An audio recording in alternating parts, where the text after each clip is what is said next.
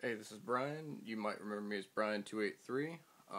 It's been a few years, but I want to show you my Final Fantasy collection again. Okay, here is my first one I want to show you. It's Final Fantasy 1 for the NES. This is a complete set. It's got the books, the maps, the cartridge. This is one of my favorite ones, one of the first few I was introduced to in the series, and I still love to go back and play this game every once in a while. Okay, I have Final Fantasy Origins for the PlayStation 1. It is, my favorite collection of Final Fantasy. And then you got Final Fantasy 2, which was only released for the Famicom in Japan. So we didn't get this game until this set right here. And Final Fantasy 2 was a pretty good game, a lot different leveling system than we were used to. Okay. I'm just going to try to go through these quick because I got a lot of stuff. Okay. Then we're going to go to Final Fantasy 4 and then Chrono Trigger. Now, Final Fantasy 4, which was Final Fantasy 2 in the States, is my favorite Final Fantasy, bar none. It was the first one I played with my parents, well, my dad particularly. I remember playing this when I was like 5 years old. It was a really, really fun game. And then we got Chrono Trigger. Now, Chrono Trigger, in my opinion, is the best time-traveling game ever made. Bar none. There's no better time-travel game that you're going to play than Chrono Trigger. Okay, then we're going to go to... I also have Final Fantasy 3 for the iPhone. I'm not going to dive into that too much until I get it for the DS. Okay, Final Fantasy Anthology. This is Final Fantasy 5 and 6. Now, Final Fantasy 5 was never released in America, but Final Fantasy 6 was Final Fantasy 3 in the States. So, Final Fantasy 5 really focuses on the job system. And besides the job system, the story's good. It's got a lot of replay value. That's the thing about Final Fantasy 5. Now, Final Fantasy 6 has possibly one of the best storylines in any of the games. And it's because the villain in Final Fantasy 6 is completely epic. Kefka is phenomenal, and I thought Terra and Locke were great leading man, leading lady of that game. And plus, I like how the game is divided into two sections, the world of balance and the world of ruin. I thought that was a real good dynamic in the game.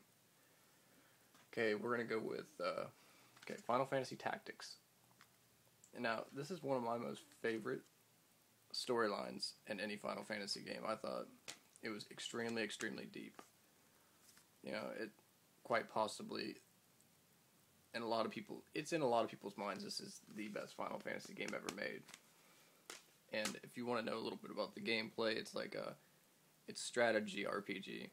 You move around, like pieces on a chessboard, but with an RPG element to how powerful they are. Okay, we're gonna go with, we'll start here with Mystic Quest. Final Fantasy Mystic Quest is pretty straightforward, not really that great of a story. Now, we're gonna go with Final Fantasy 7. So I have 2 copies. And Final Fantasy 7 is, it's the cult phenomenon. It's what really took Final Fantasy to the next level because, their advertising campaign, back in like 96, that was, no other game had been advertised like that in commercial. So, and it made RPGs mainstream in America, in the States at least. There's nothing bad I can really say about the game. If you go back and replay it, the game has not aged well, due to the blocky characters. Okay, the next one is Final Fantasy VIII. Now, this game, in my opinion, is the first... There's a lot of romance in Final Fantasy VIII, and I was not a fan of the junction system, not one bit, but I applaud it for the Triple Triad, which is one of the funnest mini-games in any of the Final Fantasies. Good leading character. I thought it was a pretty good story. I still play it, every once in a while. Now, this is a Final Fantasy I thought was the most underrated Final Fantasy ever made, which is Final Fantasy IX. You know, beautiful art. Final Fantasy IX is kind of, it's like a homage to the whole series, and it never got the respect it deserves, considering it had one of the best characters in any of the games, which is Vivi. Extremely, extremely underrated. Okay, we'll go with the 2 Final Fantasy movies next, Spirits Within and Advent Children. Advent Children, great movie if you like Final Fantasy VII, and Spirits Within, extremely underrated. Then we'll go Final Fantasy VII, Diegeis Erebus. Good game, good shooter elements, some RPG in there. A lot of cutscenes is what I thought. Okay, next we're going to go with Final Fantasy X. Final Fantasy X. I like the Spear Grid system. I did not like Tidus that much. Didn't like Blitzball. Thought it had a good story. First game with voice acting. A lot of people's favorite in the series, but I thought it was the first time in the series we really saw linearity. No world map, and some of the game was a straight line. Next, we got Final Fantasy X-2. If you can look past the Charlie's Angel motif of the game, it's actually really fun, and the story's not that great, but the gameplay itself is fun. They at least got that right. Okay, Final Fantasy XI, the MMO. It's an MMO. It's definitely better than Final Fantasy XIV. I don't even own it, but I played it. It's if you like Final Fantasy, I like to think in theory Final Fantasy and MMOs usually don't go together, but this one I think found a pretty good balance. Okay, Final Fantasy XII.